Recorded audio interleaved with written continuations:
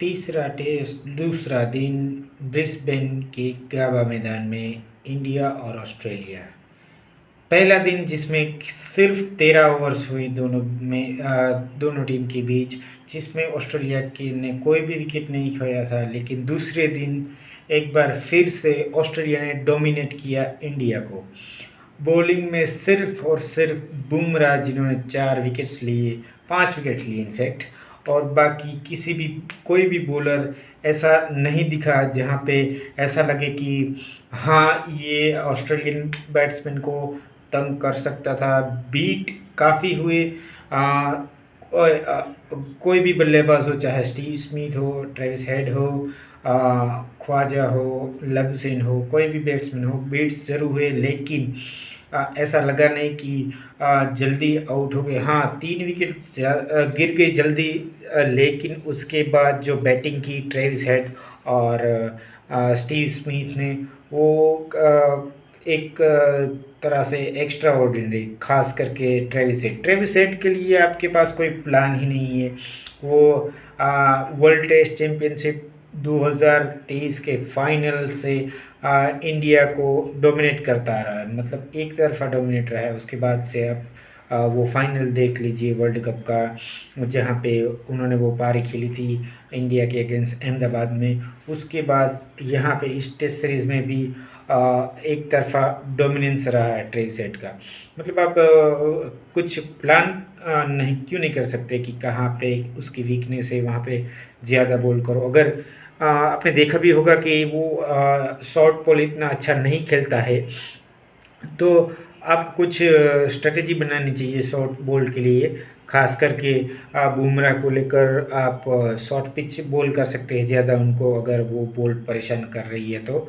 और Steve Smith जी, जो बिल्कुल भी फॉर्म में नहीं थे कुछ 1 डेढ़ साल से, आज उनका भी फॉर्म वापस आ गया।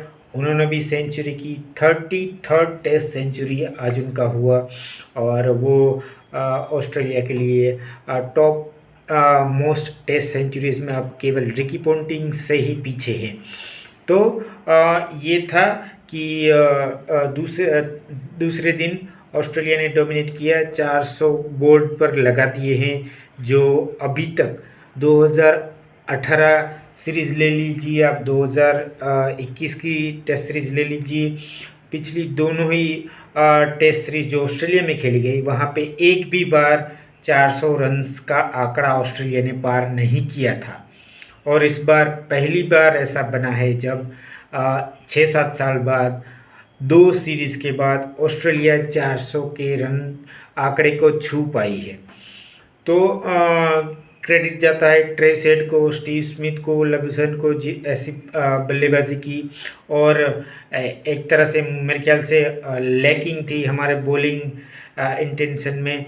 बुमराह के अलावा कोई भी बॉलर ऐसा दिख नहीं रहा है जो ऑस्ट्रेलियन बैट्समैन को तंग कर सकता है फिलहाल इस सीरीज़ में। अगर पर्थ टेस्ट को छोड़ दिया जाए तो पिछले दोनों ही टेस्ट मैच में, एडिलेड में डे नाइट टेस्ट में और यहाँ पे ब्रिस्बेन में भी, कोई भी ऐसा बल्लेबाज है नहीं जो ऐसा दिखा हो कि उनको खेलने में कोई दिक्कत आई हो। आकाशदीप हो, हर्षित राणा हो, या फिर नीतीश रेड्डी हो। एक ये भी बात करेंगे कि स्पिनर्स को लेकर इंडिया और मैनेजमेंट किया जाता है, क्योंकि पहले मैच में हमने देखा कि वाशिंगटन सुंदर को खिलाया था, उसके बाद उनको ड्रॉप करके एडिलेड में फिर आर अश्विन को लेकर आए, और तीसरे टेस्ट मैच में यहाँ पर गाबा में रविंद्र जडेजा। और मतलब 3 टेस्ट मैच, तीनों में अलग अलग। और रविंद्र जडेजा भी आज कुछ खास ऐसी बॉलिंग की नहीं, और वो तो विकेट तो छोड़ो, मतलब बीट करने में भी इतने कामयाब नहीं हुए।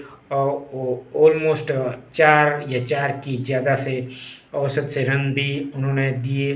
खास करके जब ट्रेविस हेड खेल रहे थे, उनको जब अगली वाली गेंद पे उनको अटैक भी कर रहे थे, उनको पता था कि फास्ट बॉलर्स जो है वो रेस्ट पर हैं। और फिर रोहित शर्मा ने जो है नीतीश रेड्डी और रविंद्र जाडेजा को लगाया है दोनों एंड से। और 8-10 ओवर जो बीच में उन्होंने जो बैटिंग की है हेड और स्मिथ ने, वो ऐसा समझ लीजिए कि 6 की ऑलमोस्ट 6 के आसपास वो बैटिंग कर रहे थे दूसरे सीज़न में।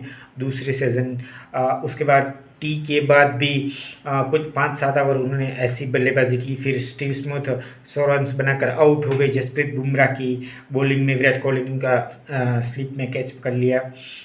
रोहित शर्मा ने उनका कैच पकड़ लिया, सॉरी। फिर उसके बाद 150 किया हेड ने, और हेड भी बुमराह की ही बॉलिंग में कॉट बिहाइंड हो गए ऋषभ पंत के हाथों। तो इस तरह से 400 ऑस्ट्रेलिया ने कर दिए हैं पहले इनिंग्स में। देखना होगा कि तीसरे दिन वो कहाँ तक बैटिंग करते हैं। एलेक्स कैरी भी 45 पे खेल रहे हैं। शायद मुझे ऐसा लगता है कि आधा घंटा बैटिंग करें और फिर डिक्लेयर कर दे इनिंग्स, अनलेस कि ऑल आउट हो जाते हैं। तो इंटरेस्टिंग रहेगा कि इंडिया का अप्रोच कैसा रहेगा फर्स्ट इनिंग्स में, खास करके न्यू बॉल के साथ सरवाइव करना रहेगा स्टार्क और पैट कमिंस को, क्योंकि विकेट बहुत अच्छी है बैटिंग के लिए, नो डाउट।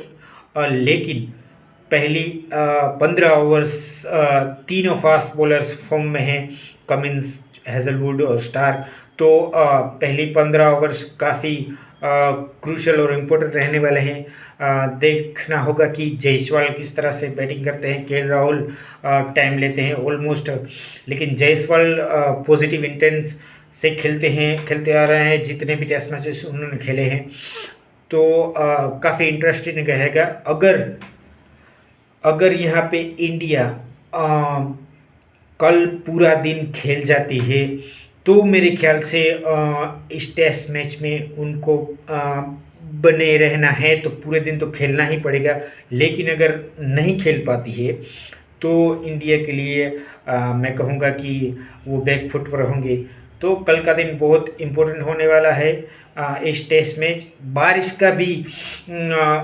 भी एक्सपेक्ट किया जा रहा है कि हो सकती है टाइम पे, तो वो भी एक फैक्टर है। तो उसमें बल्लेबाजी करना थोड़ा मुश्किल हो जाएगा अगर ओवरकास्ट रहता है, क्योंकि ऑस्ट्रेलिया के तीनों बॉलर्स फ्रेश ऑलरेडी हैं। अभी तक ऑस्ट्रेलिया ने बॉलिंग की नहीं है, क्योंकि डिक्लेयर इनिंग नहीं हुई है अभी ऑस्ट्रेलिया की, अभी भी खेल रहे हैं।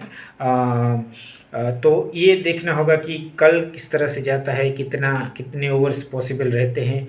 फिर से आधा घंटा मैच अर्ली स्टार्ट होगा और बाद में later in the day 30 minutes extra add किए जाएंगे टोटल। तो आज इतना ही। देखते हैं कि इंडिया किस इंटेंशन से खेलता है tomorrow. And thank you for watching this video.